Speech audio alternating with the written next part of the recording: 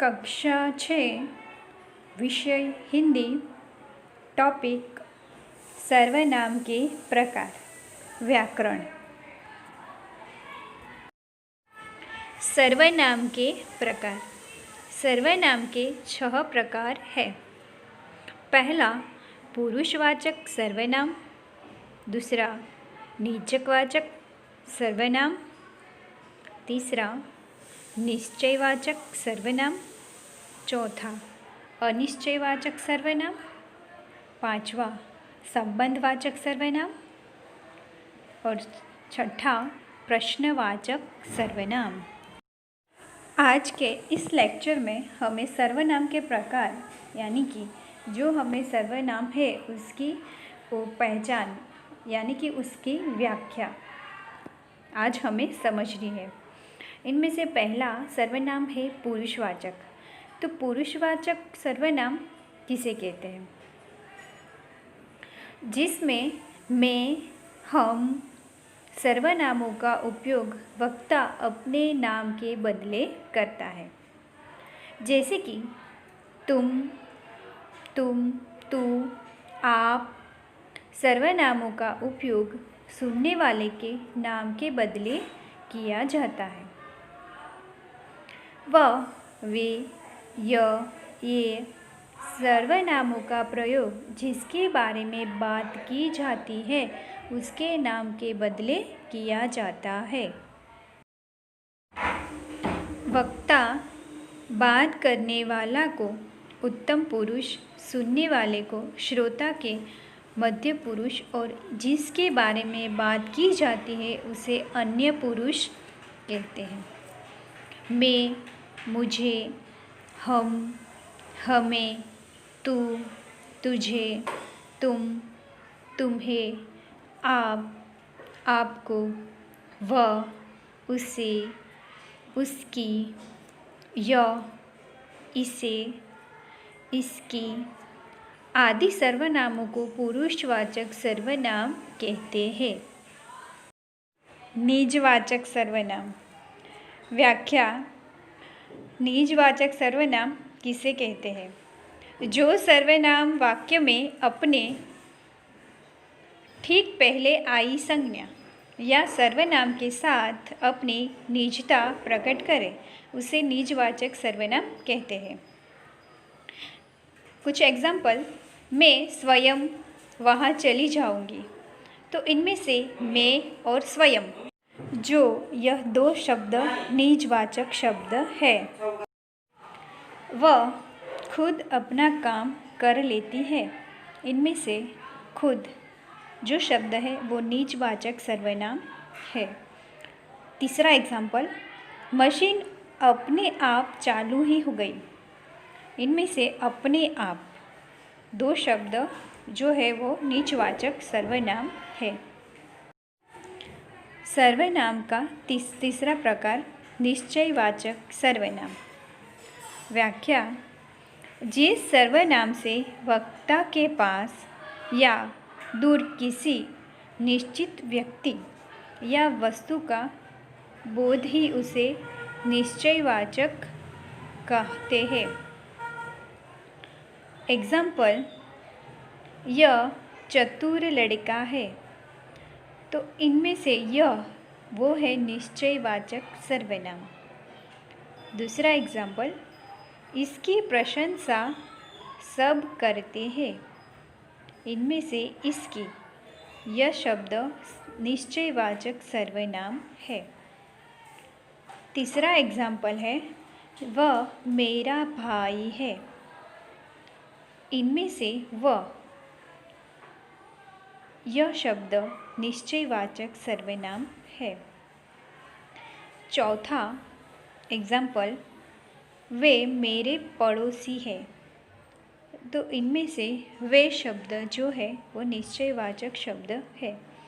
जो शब्द निश्चयी होता है उसे निश्चयवाचक सर्वनाम कहते हैं।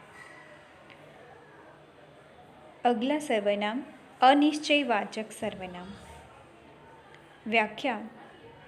जिस सर्वनाम से किसी निश्चित, व्यापित या वस्तु का बोध नहीं, उसे अनिश्चयवाचक सर्वनाम कहते हैं, जिससे हमें सिर्फ अंदाज़ा लगाते हैं।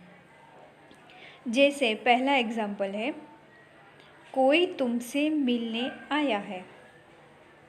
तो इनमें से कोई शब्द जो है वो अनिश्चयवाचक है, जिसका कोई नाम नहीं है, जिसकी हमें कुछ पता नहीं, सिर्फ हमें अंदाज़ा लगाना है। दूसरा एग्जाम्पल है, किसी ने मेरी पुस्तक चुरा ली। तो इनमें से किसी ने जो शब्द है वो अनिश्चयवाचक सर्वनाम कहा जाता है। अगला प्रकार संबंधवाचक सर्वनाम। व्याख्या। वाक्य में आए दो सर्वनामों में से जब एक सर्वनाम की विशेषता बताने के लिए दूसरे सर्वनाम की सहायता ली जाती है। विशेषता बताने में सहायता करने वाले सर्वनाम को संबंधवाचक सर्वनाम कहते हैं।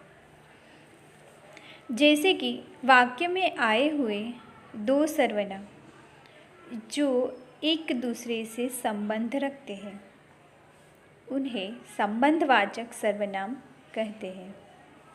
एग्जाम्पल, जैसे वीर वही है जो दुर्बलों की रक्षा करे।